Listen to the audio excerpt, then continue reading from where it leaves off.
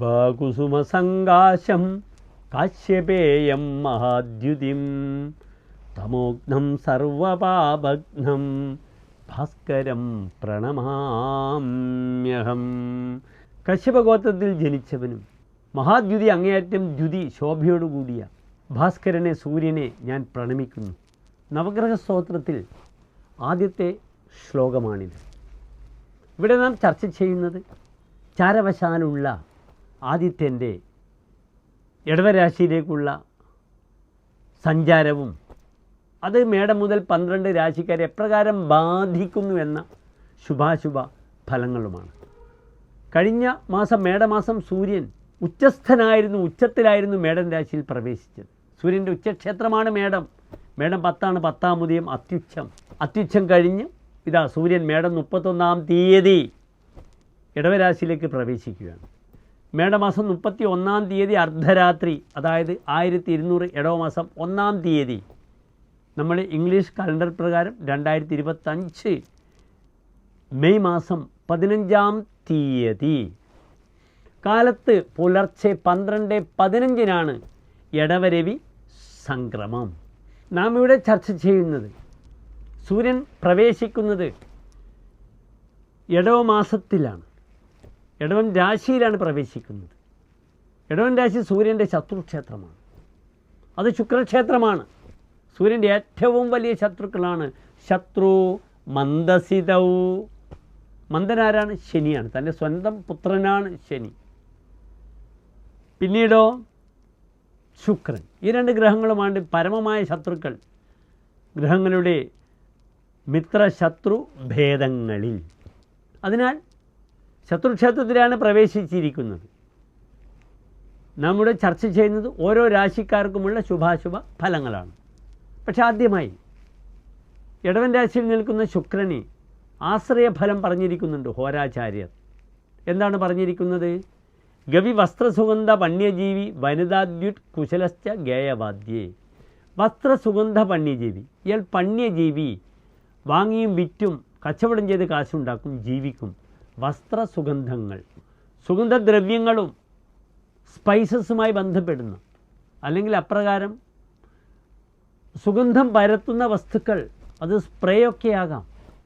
പിന്നീട് വസ്ത്രം, കമ്പിളിയുടെ കാരകത്വം പറഞ്ഞിട്ടുണ്ട് സൂര്യന്. സൂര്യൻ്റെ തൊഴിൽ വിഭാഗം ചിന്തിക്കുമ്പോൾ, കർമ്മവിഭാഗം ചിന്തിക്കുമ്പോൾ, അതിനാൽ വസ്ത്രവ്യാപാരം സൂര്യനുമായി പറഞ്ഞിട്ടുണ്ട്. പലപ്പോഴും ഒരു പൊരുത്തക്കേട് തോന്നാറുണ്ട് അതൊക്കെ. ഇവിടെ വസ്ത്രവും സുഗന്ധദ്രവ്യങ്ങളും വിറ്റ് കാശുണ്ടാക്കും എന്നൊരു ഫലം, ജീവിക്കും എന്നൊരു ഫലം പറഞ്ഞിരിക്കുന്നു.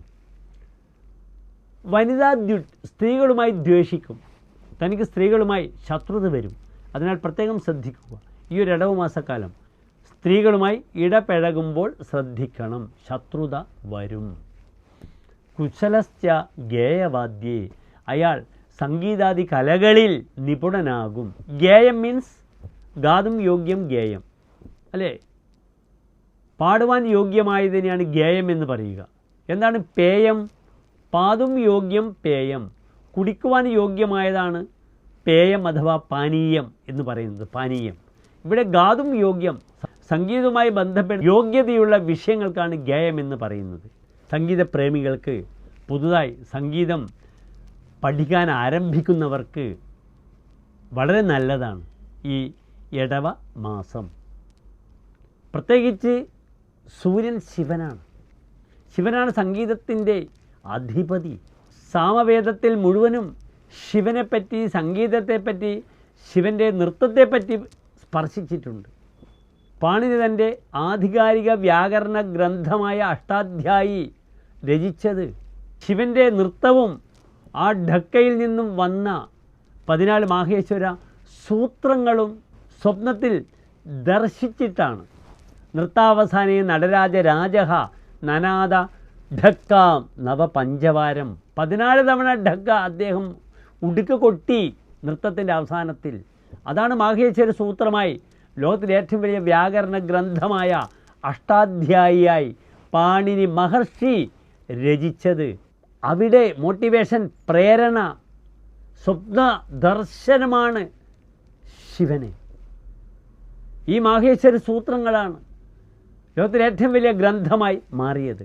14 സൂത്രങ്ങൾ അയുൺ റിലിക് യയോങ് അയ്യൗച്ച് ഹയവരട്ട് ലണ് ഞമങ്ങണനം ജബന്ത് ഘടദഷ് ജപഘടദഷ് കഭച്ഛടധ ഛടതവ് കബയി ഷഷസർ ഹല് ഇതാകുന്നു മാഹേശ്വര സൂത്രം. അതിനാൽ സംഗീതപ്രേമികൾക്ക്, സംഗീതം അഭ്യസിക്കുന്നവർക്ക്, വീണ്ടും പഠിക്കാൻ ആഗ്രഹിക്കുന്നവർക്ക് ഈ ഇടവമാസത്തിലെ 30 ദിനങ്ങൾ ഉപയോഗിക്കുക. പ്രത്യേകിച്ച് ശിവൻ്റെ നക്ഷത്രമായ തിരുവാതിര നക്ഷത്രം ഉപയോഗപ്പെടുത്തുക.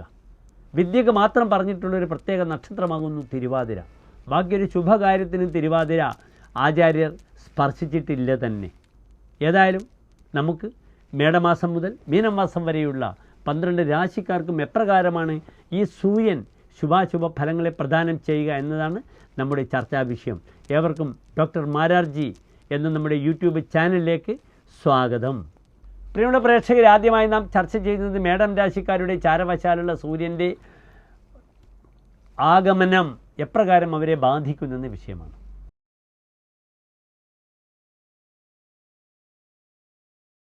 അശ്വതി ഭരണി കാർത്തിക നക്ഷത്രത്തിൻ്റെ ആദ്യത്തെ 15 നാഴിക വരുന്ന 2 നക്ഷത്ര സമൂഹമാകുന്നു മേടം രാശി. ഇവിടെ മേടം രാശിക്കാർക്ക് സൂര്യൻ 2ാം ഭാവത്തിലാണ് നിൽക്കുന്നത്. സൂര്യൻ ഏത് ഭാവത്തിൻ്റെ അധിപതിയാണ്? സൂര്യൻ 5ാം ഭാവാധിപനാണ്. എന്താണ് 5ാം ഭാവം? പ്രജ്ഞാമേധാ പ്രതിഭ, ബുദ്ധിയുടെ പൂർണ്ണത. പിന്നീട് വിവേകശക്തി പുരാതനം പുണ്യം, പൂർവികമായ പുണ്യങ്ങൾ.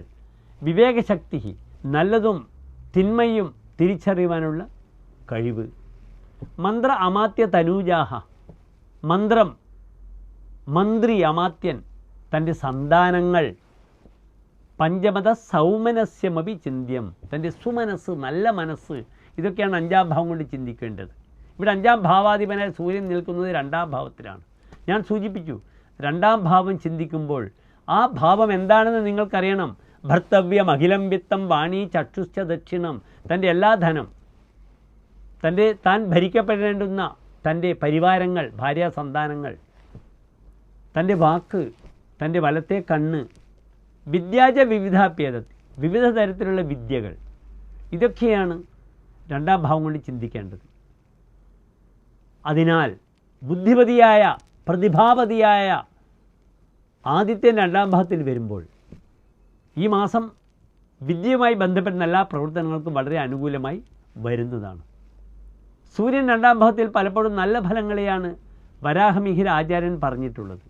ഭൂരിദ്രവ്യോ നവഹൃതധനി ഭക്തരോഗി ദ്വിതീയേ, തനിക്ക് ധാരാളം ധനമുണ്ടാകുമെന്ന് പറഞ്ഞിരിക്കുന്നു. അത് കഴിഞ്ഞ ഉടനെ ആചാര്യൻ മറ്റൊരു കാര്യം പറഞ്ഞു, നൃപഹൃതധനി, രാജാവ് തൻ്റെ ധനം അപഹരിക്കുമെന്ന് പറഞ്ഞിട്ടുണ്ട്. അതിനാൽ മേടൻ രാശിക്കാർ വളരെയധികം ശ്രദ്ധിക്കണം. മേടൻ രാശിക്കാർ ഈ ഒരു മാസക്കാലം തൻ്റെ സാമ്പത്തിക സ്രോതസ്സുമായി ബന്ധപ്പെടുന്ന വിഷയങ്ങളിലൊക്കെ തന്നെ പെട്ടെന്ന് ഗവൺമെൻറ്റിൻ്റെ അല്ലെങ്കിൽ ഈ പറഞ്ഞ sale tax, income tax, GST മുതലായ വിഷയങ്ങളിൽ വളരെ ജാഗ്രത പാലിക്കുക. അല്ലെങ്കിൽ വലിയ ഹെവി ടാക്സ് ഒക്കെ പെനാൽറ്റി കെട്ടേണ്ടുന്ന അവസ്ഥ വരും. അതിനാൽ സാമ്പത്തിക സ്രോതസ്സ് കാണിക്കണം. അതിൽ തട്ടിപ്പോ ചതിയോ വഞ്ചനയോ ഗവൺമെൻറ്റുമായി ചെയ്യാതിരിക്കുക. ഈ മാസക്കാലം നല്ലൊരു ടാക്സ് പ്രാക്ടീഷണറെ സെറ്റാക്കിയെടുത്ത് കാര്യങ്ങൾ നീക്കുക. വക്രരോഗി ദ്വിതീയെ, നേത്രസംബന്ധമായ രോഗം വരും. ഞാൻ നേരത്തെ സൂചിപ്പിച്ചു, 2ാം ഭാവം തൻ്റെ വലത്തെ കണ്ണാണ്. അതിനാൽ കണ്ണ് വലത്താലും ഇടത്തായാലും ശ്രദ്ധിക്കണം. കണ്ണിന് ബുദ്ധിമുട്ട് വന്നാൽ ക്ലേശങ്ങളാണ്. അതിനാൽ കണ്ണിന് സർജറി, അല്ലെങ്കിൽ പെട്ടെന്ന് കണ്ണിൽ വല്ലതും വന്ന് വീഴുക, തട്ടുക, മുട്ടുക, പ്രാണികൾ വന്ന് ആക്രമിക്കുക. അപ്രകാരം തന്നെ പ്രായമുള്ളവർക്ക് തിമിര ശസ്ത്രക്രിയ, ഇതൊക്കെ വേണ്ടിവരുന്ന മാസമാണ്.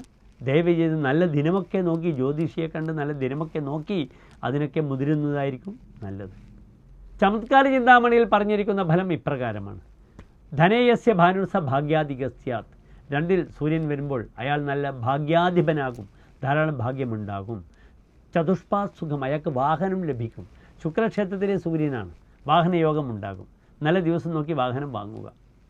സദ്വയെ സംജയാതി, നല്ല കാര്യങ്ങൾക്കായി ധാരാളം കാശ് ചെലവാക്കും. അതിനാൽ നല്ല തീർത്ഥാടന സ്ഥലങ്ങളൊക്കെ സന്ദർശിക്കുക. ക്ഷേത്രങ്ങളിൽ മക്കൾ 5ാം ഭാവാധിപനാണ് 2ൽ നിൽക്കുന്നത്. അതിനാൽ അവിടെ മക്കളുടെ പേരിൽ, അവരുടെ പിറന്നാളൊക്കെ വരുമ്പോൾ അവരുടെ പേരിൽ എന്ത് ചെയ്യുക? അമ്പലങ്ങളിൽ, ക്ഷേത്രങ്ങളിൽ വഴിപാടുകൾ ചെയ്യണം. ആരെ ഭജിക്കണം?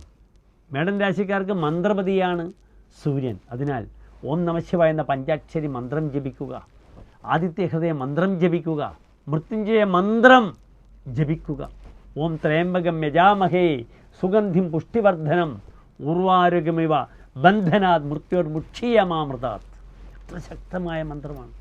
ശിവക്ഷേത്രത്തിൽ മൃത്യുഞ്ജയ പുഷ്പാഞ്ജലി ചെയ്യുക. പ്രായമുള്ള രക്ഷിതാക്കളുടെ പേരിൽ, പ്രത്യേകിച്ച് അച്ഛൻ്റെ പേരിൽ മൃത്യുഞ്ജയ ഹോമം ചെയ്യുന്നത് വളരെ നല്ലതായിരിക്കും. അതിന് പുറമെ കൂവളമാല, ജലധാര ശിവക്ഷേത്രത്തിൽ ചെയ്യുന്നതും വളരെയധികം ഗുണപ്രദമായിരിക്കും മേടൻ രാശിക്കാർക്ക്. കുടുംബേ കലിർ ജായ ജായദേവി. തൻ്റെ ഭാര്യ കാരണം തൻ്റെ കുടുംബത്തിൽ കലിയുണ്ടാകും, കലഹമുണ്ടാകും.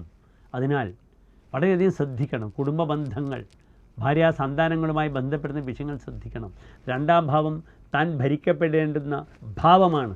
അതിനാൽ അവിടെ കലഹത്തിന് വളരെയധികം ന്യായം കാണുന്നു, ശ്രദ്ധിക്കുക. ക്രിയാനിഷ്ഫലായാതി ലാഭസ്യ ഹേതോഹോ. ലാഭത്തിന് വേണ്ടി ചെയ്യുന്ന പല കർമ്മങ്ങൾക്കും ഫലക്കുറവ് വരുമെന്ന് പറഞ്ഞിരിക്കുന്നു. അതിനാൽ രണ്ട് ധനഭാവമാണ്.